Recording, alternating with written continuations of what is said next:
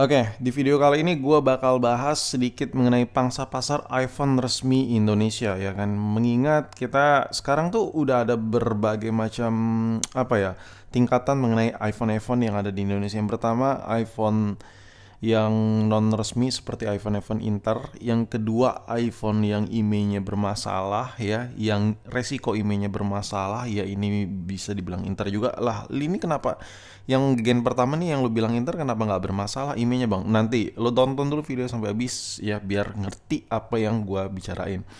Dan yang ketiga adalah iPhone yang dikategoriin bener-bener ilegal ya, kayak lu percuma lah IMEI-nya bla bla bla ya, seperti kayak iPhone 16. Nah, jadi ada 3 kategori nih ya.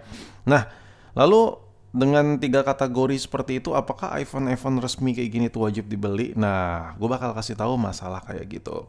Yang pertama kita bahas iPhone Inter yang gak gua singgung IMEI-nya ya. Malah ada yang kedua iPhone Inter IMEI-nya bermasalah. Apa bedanya? Nah, yang pertama ini adalah iPhone seri-seri lawas, yang dimana iPhone seri-seri lawas ini kayak iPhone 5, ya gue nggak tahu lalu kenapa masih pakai gitu ya kan, iPhone 6 ya kan, 6s. Nah, itu rata-rata iPhone itu udah kena pemutihan IMEI-nya. Jadi lo mau beli yang Inter pun, yang Inter sekalipun, IMEI-nya aman dan nggak akan ada masalah apapun. Rata-rata seperti itu. Yang kedua adalah, yang pertama ini klasifikasinya ini untuk iPhone yang seri-seri lawas ya, yang sebelum ada peraturan IMEI berlaku secara resmi di Indonesia. Lu bisa lihat lah tahunnya, tahun berapa, dan iPhone ini masuknya tahun berapa, lu bisa ngira-ngira lah. Yang kedua adalah iPhone Inter yang IMEI-nya bermasalah, yang resiko bermasalah. Ini biasanya sering terjadi di iPhone XR, iPhone 11, iPhone 12, 13, dan seterusnya. Gue punya pengalaman ya, mungkin gue udah pernah cerita ke lo. Gue pernah beli di beberapa tahun lalu waktu zaman-zaman iPhone 13 Pro rilis ya. Kalau nggak salah warna andalannya si Sierra Blue ya. Gue beli iPhone Sierra Blue. Pada saat itu gue beli yang Inter. Karena memang buru-buru ya, gue udah euforianya tinggi banget. Wah, pengen gitu gue punya gitu ya kan, kayak ya udah gitu. Gue nggak sabar nunggu yang resmi. Ya udah gue beli aja yang 13 Pro Sierra Blue itu yang Inter. Gue beli dan 2 bulan, hampir 3 bulan HP gue nggak bisa pasang kartu. Itu tiba-tiba siang-siang tuh, kok tiba-tiba sinyal hilang ya, strip. Tapi ya kadang ada kadang nggak jelas gitulah sinyal lah ya. Nah, di situ gue langsung cek lah, gue suruh temen gue cek yang biasa ngurus IMEI ya, dan ternyata IMEI-nya memang ya gitulah, taulah Indonesia ya.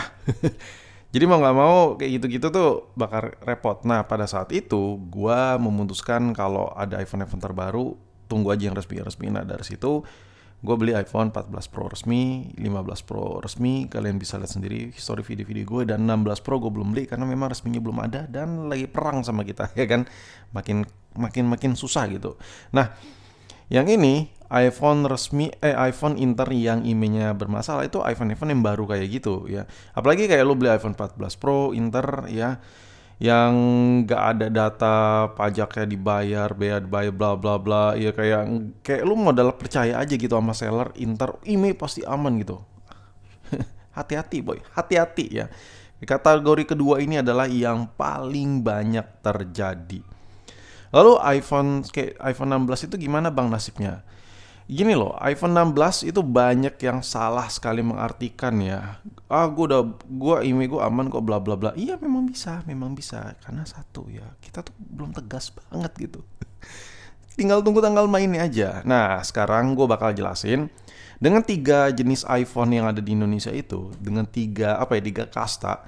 Lalu apakah varian resmi itu layak untuk dibeli? Nah, di sini karena gue megangnya 2 unit ini, gue bakal bahas dari sisi budget 1 jutaan sampai ke budget 4 juta ya. Anggaplah ini 3 juta, 4 juta ya. Nah, ini ada iPhone 7, ini ada iPhone SE. So kalau lo beli iPhone resmi iBox ya, nggak mesti iBox, pokoknya resmi Indonesia, apakah itu worth it atau tidak untuk HP-HP yang harga 1 jutaan kayak gini? Jawabannya nggak terlalu worth it. tidak terlalu worth it. Cuman kalau lu pengen butuh harga jual, kalau lu mau jual kembali nggak repot ya, dan lu pengen ya udah lebih tentram aja, ya worth it aja kalau duit lu ada gitu. Cuman gue kasih tahu aja ya, untuk seri-seri kayak gue nggak terlalu tahu ya kebutuhan lu apa, kenapa lu harus beli iPhone 6s ya. Kalau kayak lu beli iPhone 6s, iPhone 7, tandanya itu HP lu nggak mesti yang resmi ya, karena ada di 3 kategori tadi ya, yang inter tapi IMEI-nya rata-rata aman. Oke. Jadi kalau buat seri-seri iPhone 7 dan di bawahnya itu aman. Tapi kalau lu beli iPhone 8, 8 Plus ya, dan di atasnya, saran gue ambil yang resmi.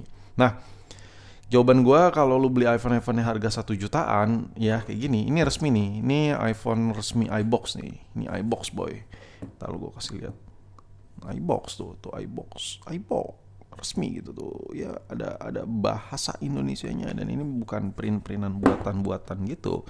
Ini gue kasih lihat dulu, ini gue kasih lihat, ini kotaknya ori boy. Ori ya, iBox ori gitu, iBox ori iBox ya, ori iBox resmi. Nah kalau lu beli iPhone kayak gini, kamera gue kesenggol. Ini bagi sebagian orang ya mungkin butuh ketenangan ya, kayak HP itu ada harga jualnya, meskipun IMEI-nya aman. Kalau lo beli yang inter rata-rata IMEI-nya aman, seri-seri 7 dan di bawahnya. Tapi lu ada beberapa benefit ya yang mungkin jarang orang bahas. Salah satunya lu beli, lu jual lagi masih lumayan tinggi harganya. Yang kedua, kalau lu jual itu nggak banyak kecot. Bang, ini sinyalnya bla bla bla. Gampang aja, resmi boy. Lu nggak perlu jelasin secara detail. Coba lu tulis di kolom komentar tuh, lu yang udah pernah coba jual handphone di forum jual beli itu, kalau HP Inter pasti banyak banget tuh masalah sinyal, ya kan? Nanya kartunya lah, apanya lah. Ini itu penuh dengan ketenangan kalau lu beli resmi. Udah itu aja sih benefitnya. Tapi kalau masalah keamanan IMEI, rata-rata yang Inter pun udah aman untuk seri 7 dan di bawahnya.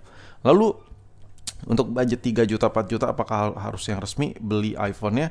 Nah, kalau di segmen ini kudu wajib harus banget nget lu beli yang resmi ya.